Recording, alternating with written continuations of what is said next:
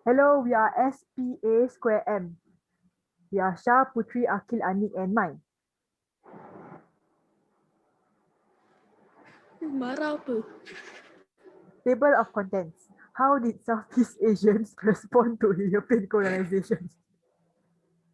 What was the impact of European colonial rule on Southeast Asia? Foreign influences before the 19th century. Southeast Asian states, Vietnam, Siam, and Burma paid tribute to China as its vassals. A vassal is a person or a state that seeks the protection or friendship of a more powerful state.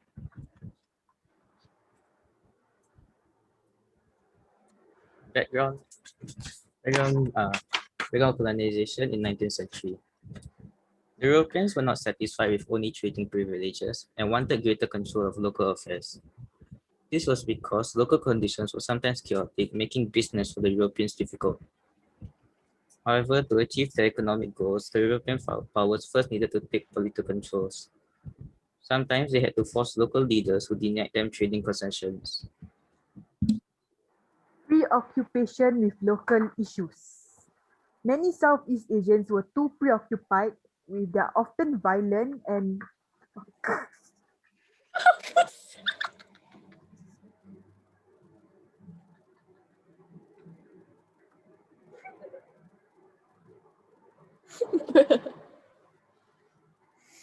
sorry.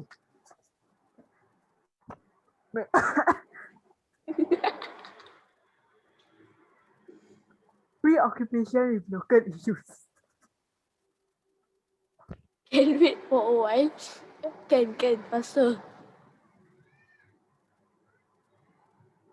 Many Southeast Asian rulers were too occupied with the often violent and bitter local rivalries to understand the EU issues presented by the Europeans.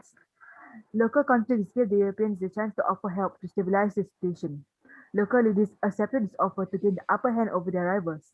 But in return for the Europeans' help, the local leaders had to give up some political power or provide concessions. This allowed the Europeans to strengthen their political control in the region. Example of this can be seen in Malaya, where the rulers fighting among themselves for power and control often looked to the British for help. In Malaya, Raja Abdullah was trying to claim the throne in Perak. He asked the British for support against his rival, not fully understanding the implications of his actions.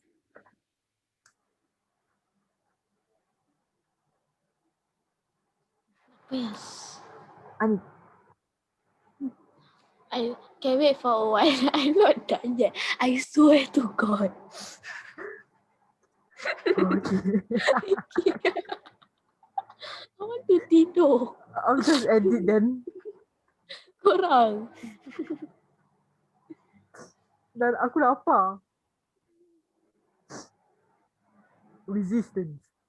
Southeast Asians. Diam lah.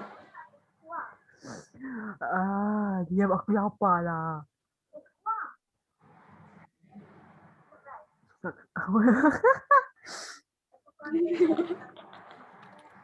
I want to eat.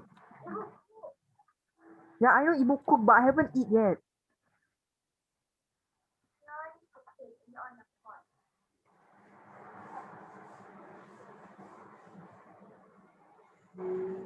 I want to eat.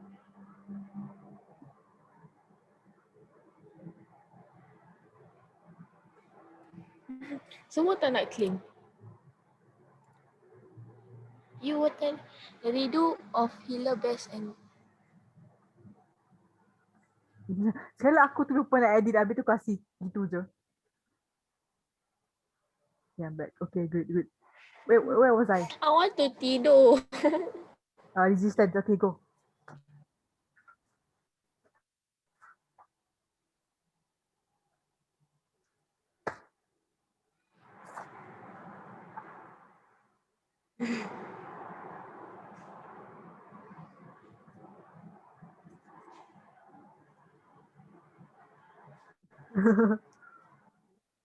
So are we Yes. gonna restart or are we gonna continue?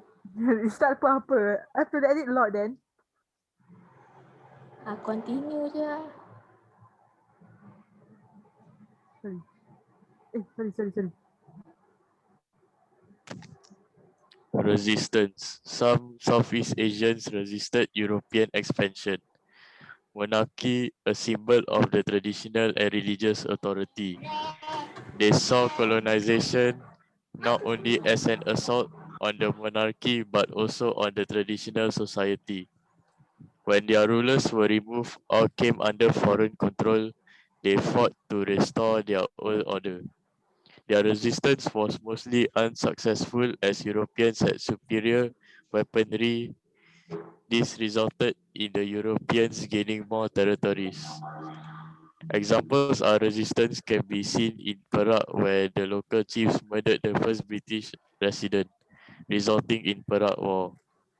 The Aceh War was another example of how the locals resisted Dutch attempts to impose colonial rule. Some Vietnamese saw the French as barbarians who were destroying Confucianism and started various nationalist resistance movements. Nationalists promoting the interests of one's own nation. Collaboration. Some Southeast Asians saw the presence of Europeans as a way to strengthen their position, thus causing them to work for the Europeans. Some rulers retained their ceremonial positions and accepted European authority. By submitting to colonial rule, these rulers gained European protection from their rivals. However, they lost their authority in varying degrees. Often, officials will become employees of the colonial government. They will help implement European policies and strengthen European control. They believed they were serving the best interests of the people and did not see themselves as traitors. Examples can be seen in Malaya, where the Malay sultans accept British advisors and Malay elites were co-opted into the civil service. Modernization. A response of the Southeast Asians was to adopt and implement European ideas of government and development. This response aimed to show the Europeans that Southeast Asians could be civilized, educated, and efficient. The Southeast Asians who were open to this response were those who had received Western education. Example is Raden Ajeng Kartini, the daughter of a Javanese official. She sought to advance the interests, especially of women in Indonesia, and she established Western-style schools for Javanese girls.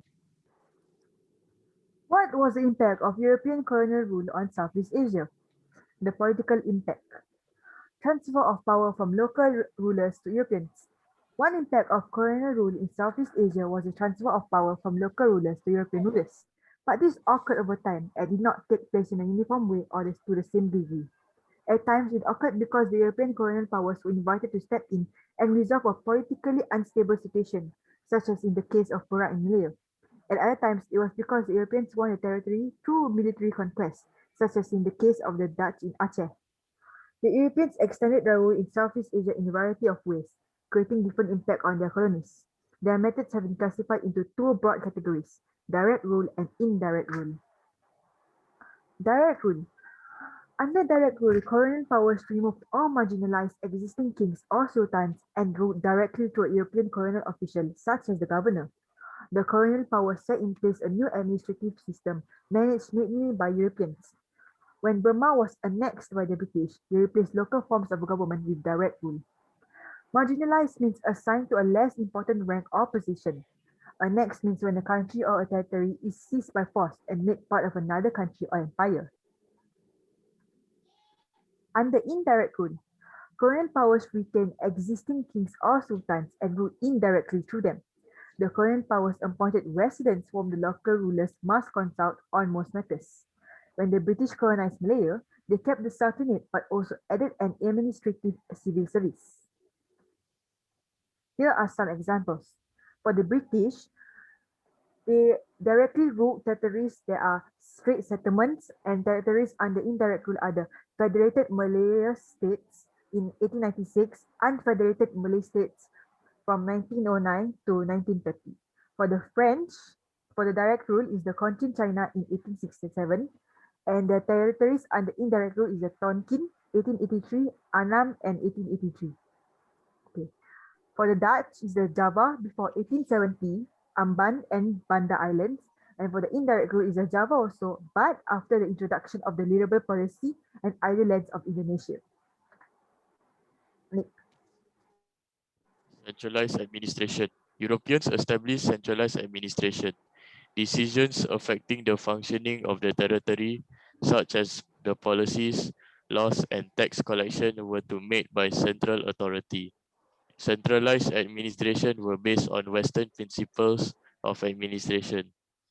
Centralized administration gave colonial governments a degree of control over country not possible under the traditional system of government.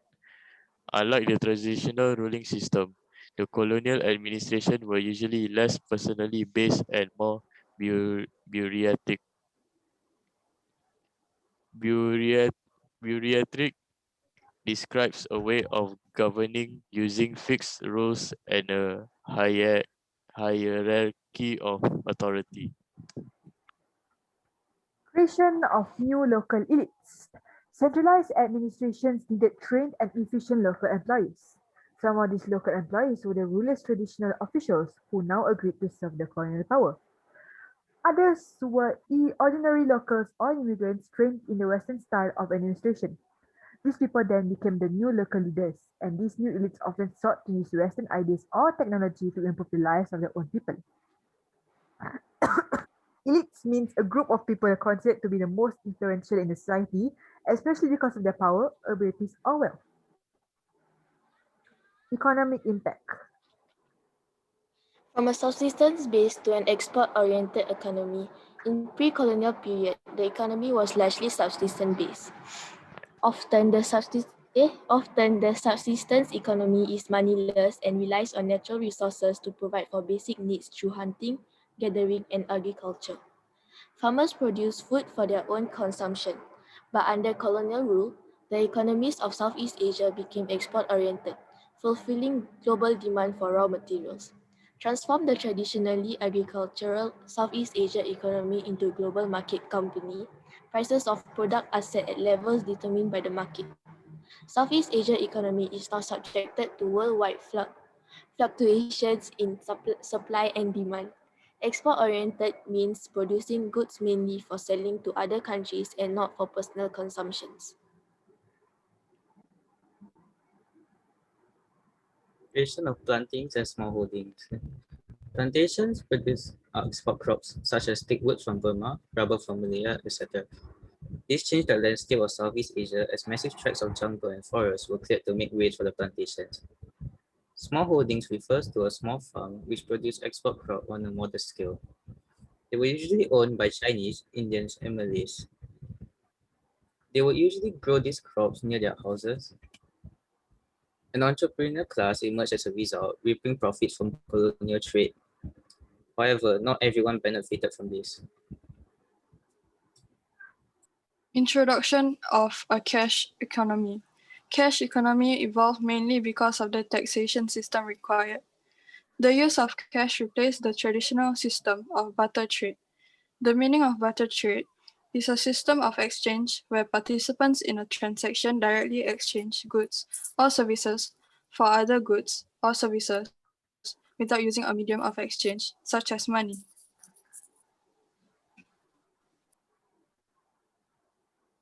Social impact.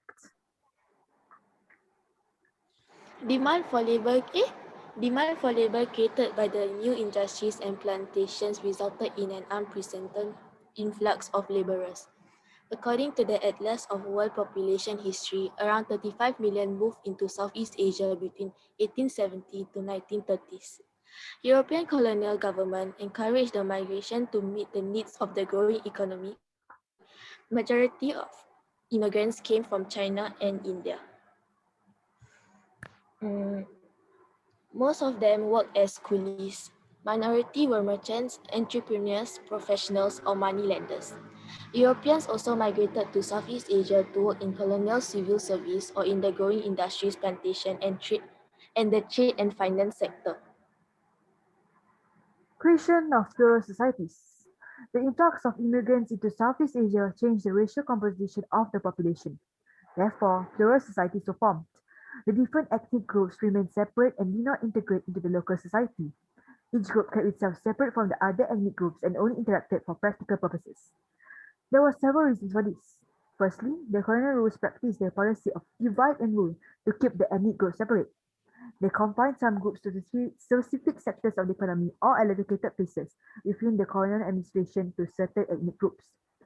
They also housed the ethnic groups in different quarters of the towns and cities.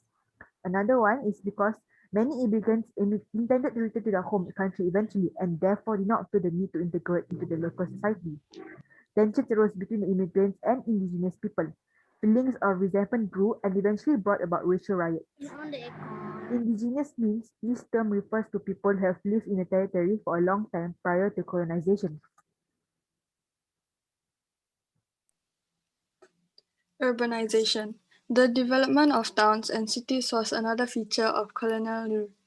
In the pre-colonial period, only a small percentage of the people lived in urban areas, but the economic growth in the colonial period led to the expansion of towns and the creation of new cities. Kuala Lumpur, for instance, was just a village before tin mining activities led to its growth into a major city. It eventually became the capital of Selangor. Cities like Kuala Lumpur, Jakarta, and Saigon serve political, economic, and social functions. They evolved into centers of administration and finance.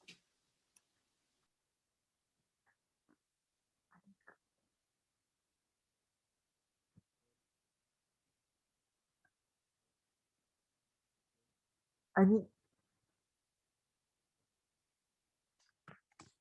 New social classes. The groups of people are local entrepreneurs, the landowners, the moneylenders, and educated elites. Revenue farming is the colonial government's practice of farming out the collection of taxes to provide individuals or companies. Among the Indians, a new class of merchants and moneylenders emerged as well. New social classes also emerged among educated indigenous people. Many of them were given a Western education and employed in the civil service of the colonial government. For example, in Vietnam, where Western educated indigenous Vietnamese were employed in the civil service. okay, thank you and have a nice day.